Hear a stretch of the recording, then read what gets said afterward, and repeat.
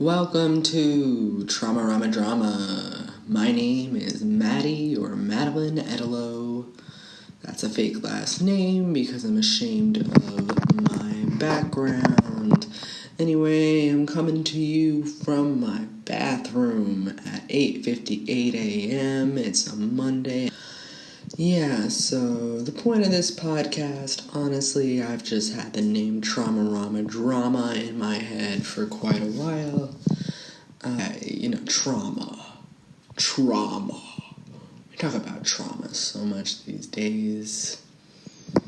It's like everywhere. It's practically, like a TikTok trend to have trauma. I'm old. I'm 29. I guess that's not old. I would have told a 29-year-old that they weren't old when I was 22. So, it seems like all we listen to are teenagers and 22-year-olds. I realize all the TV that I watched was about teenagers. So maybe I should just trust those 22-year-olds. I'm not that old. Anyway, if we're going to talk about trauma and Rama and drama, I guess let's start at the fucking beginning of my life. So, seeing weird creatures in the dark when I was little, I guess everybody did that. All right, so here I am now continuing this podcast from the street as I walk to put money in my bank so I can pay my rent. So, trauma, Rama, drama. So what exactly are we talking about here? So I guess I'm someone who has been called mentally ill, and like I said, it's practically a TikTok trend to have a mental illness. So where does mental illness start? So I think that I had a lot in common with other children when I was younger. I saw monsters in the dark. I tend to create little amalgamations of creatures that I'd seen on television or in movies. Like specifically, one of the monsters that I saw when I was a kid seemed to be some sort of combination of Yoda and a hunchback from the Transylvania television shows. And when I really think about it, there was also a children's book called There's a Monster in My Closet that had a creature that had ears sort of like it. It was like a Yoda with more goblin-esque ears, and it had a little robe, almost like a potato sack dress, and it would hold a hypnotist device. I don't know what you'd call it, a watch. Is that what they have? I don't know what they'd call it. A floating watch where they hypnotize you back and forth. So he would have one of these, and he had really asymmetrical eyes. And if you look at a lot of my art, well, maybe not so much anymore, but when I was younger, some of my earlier stuff, a lot of my creatures had asymmetrical eyes. I don't really think that this is actually a sign of mental illness, to be clear. I don't think that this is ooh, look at me, I'm so cool, I saw monsters in the dark when I was a child. I think that everyone sees things like this at night when they're children. I think I also was very afraid of the movie Signs with with Mel Gibson. That dude is such a funny, I don't know, I feel like he just symbolizes what turns me off altogether. Anyway, so Signs freak me out. There's a part where the aliens put their fingers underneath the door, and I lived in an apartment building in Brooklyn when I was a child that was a boarding house at some point in history, so there were 2 doors to the apartment. That's why a lot of these buildings have those 2 doors, by the way, everyone. Or a lot of these apartments have 2 doors, everyone. Yeah, so that became part of my childhood anxiety, and I used to tuck my feet up at night thinking that if I did that, the creatures wouldn't be able to grab my toes. I would think, oh, the alien's going to stick their fingers under the door of my room in my hallway. It's hard for me to talk about some of this stuff when I know people are listening while I'm saying it. So monsters in the dark, a lot of kids get them, and I think that for me, what solidified that maybe I did have mental illness or something that I saw the monsters from my room when I was younger, the amalgamations of media for up until I was in my 20s. and I was really kind of afraid and bewildered by the fact that I was still afraid of like monsters in my closet. This also could have been like an internal symbol for my own innocence and my inability to like leave it behind, or just my immaturity, not necessarily my innocence. When I was younger, it honestly felt like it was a secret of mine that I kept from my friends. And when I started doing psychedelics, I did a lot of psychedelics when I was 18, let's be honest. I did quite a bit of LSD. I did quite a bit of shrooms, as they call them, or psilocybin, which is the more scientific term. I definitely think those things can be useful, but definitely not in excess. And I am certain that they are overused and misused by many people in our society. But when you read about those things, those substances are not necessarily very harmful to our physical bodies, but they have a lot of potential to harm our minds if we are humans that are predisposed to what is often labeled as like bipolar disorder or schizophrenia. And because I was seeing these creatures up until my older teens, and then again, like I said, into my 20s, I was very afraid that I would see these creatures even more intensely on acid. Now, I should clarify that I didn't see these creatures necessarily. I think I saw them in a certain how I used to describe it when I was more psychedelic. Like, for example, when you dream, you're in the mind's eye. For me, I sort of could say the placement in my sight is like up in my forehead. When I close my eyes, like I can look up and see the blurry, like, you can see the light through your eyelids. But for me, it kind of moves up like in my, I don't know if that makes sense. Maybe I sound like a crazy. It's a bus going by. This is what happens when your podcast studio is the city streets. So my brain, oh yes, sight, lines of sight.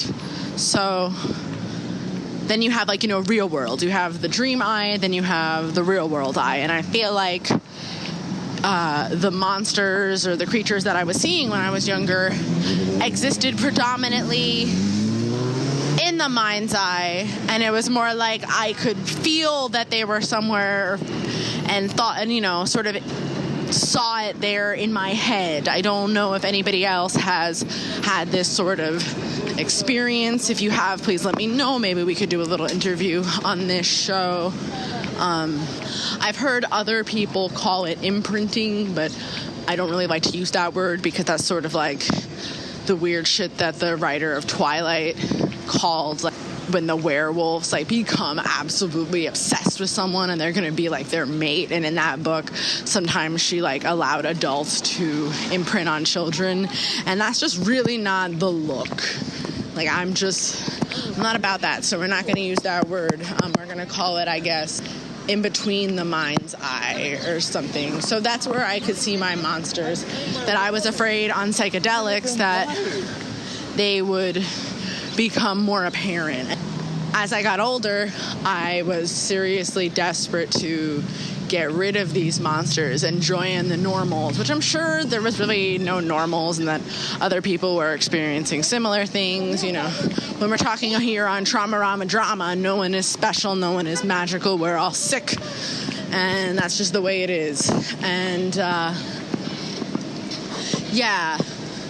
so being on psychedelics and being like afraid of seeing these monsters, I have this memory of like being on acid at my friend's house on the Upper East Side, and me just being like, oh man, there's like stuff I haven't told you, man. There's like stuff, I'm so scared. And him just like laughing at me, being like, what are you talking about? Like, what stuff? And then this little like chihuahua barking down the block, and it freaking me out so much, and my friends just laughing at me.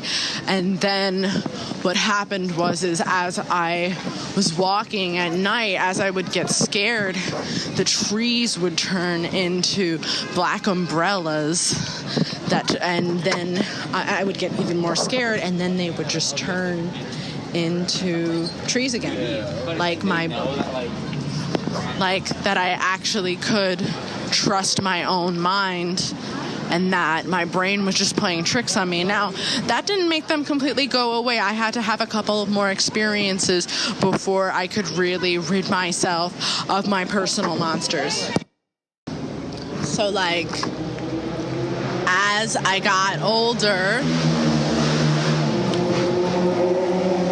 Yo, you ever hear those guys going that fast and you just think to yourself, like, wow, that's the coolest man in the world. Like, I absolutely want to suck his dick. Talking about monsters and childhood fears and trying to get rid of these fears and feeling like, hey, shouldn't I have really gotten over these fears by now?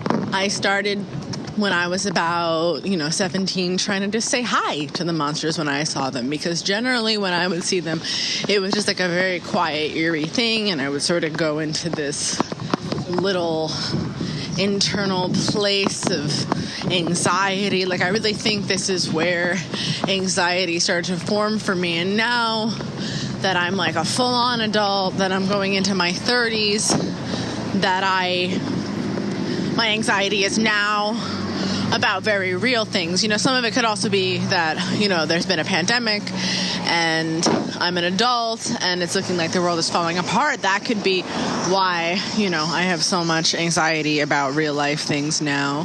So I started trying to say hi to my monsters, because I realized that it made them seem less real, because obviously they come from inside of my mind. And I always knew that. That was the strange thing about it. That's why I related to anxiety, because I knew very well that they weren't real, but yet I was still afraid of them. And that's how I think anxiety works. Like, on some level that your anxiety and your fear is irrational, but you can't let it go for some reason. And I'm now going to talk about when I finally did stop seeing these monsters, or seeing them in my in-between eye, as I said I was going to call them. So I was living on this commune in Virginia, and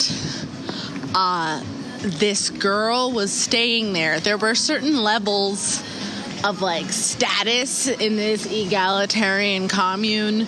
And when I say commune, I mean it's an intentional community, they call it now, and that's usually where people live sort of dorm style, working on some sort of farming cottage industry, and share all the work and resources in common. That's sort of like a dictionary definition of commune or intentional community.